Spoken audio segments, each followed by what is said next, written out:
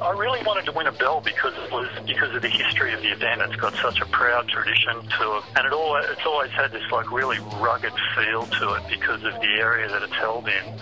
Also, Brian and Doug and Rip Curl have always, I felt, went out of their way to actually have the event in good surf. Yeah, I think it's the only trophy in pro surfing that actually matters, and I think it's the only trophy in pro surfing that if you looked in a pro surfer's house 20 years after his career has ended, I reckon it'd be the only trophy that would be still sort of visible.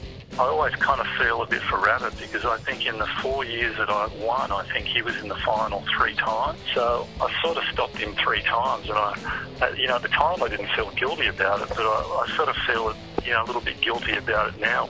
Most of my competitive battles at Bells were pretty much with Rabbit. We seemed to bump into each other in semi-finals or finals. I can't remember surfing against Sean Tomson. I can remember surfing against Mark Warren a lot, Terry Fitzgerald a lot, surfed a lot against Tom Carroll and Mike Newling and all the Newport guys. I used to hate surfing against those guys.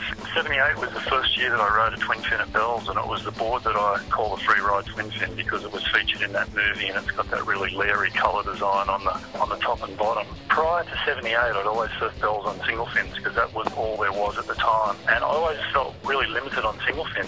So for me in 78, having a twin fin, it really opened up the possibilities of what you could do on the open face in the Bells Bowl, and I think it was directly responsible for me winning the event that year. At the time it felt like I just could do no more on a wave, and what actually happened in that final, we had a 45-minute final with Rab, and it was light southeast and solid sort of 6 feet, half tide in the bowl, paddling back out with about 15 minutes to go, and the second wave of the set came through the bowl, and it was just super smooth, and I thought, I gotta go, this wave's too clean not to go.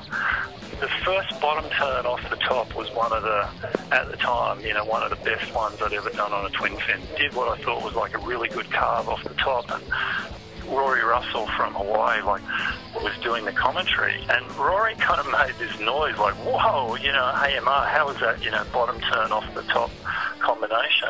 I'll never forget this. I was, through that turn, I was coming down the face as I heard him say that, coming into the next section. And I remember this thought to myself, wait till you see the next one, Rory, it's going to be even better.